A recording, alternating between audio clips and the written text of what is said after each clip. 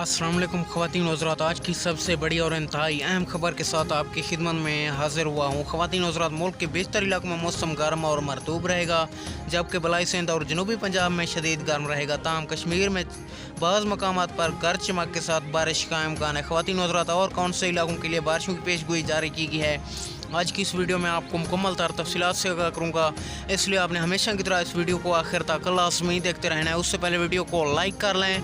मज़ीद अपडेट देखने और सुनने के लिए चैनल को भी लाज़मी सब्सक्राइब करके बेल आइकन को ऑल पर सिलेक्ट कर लें।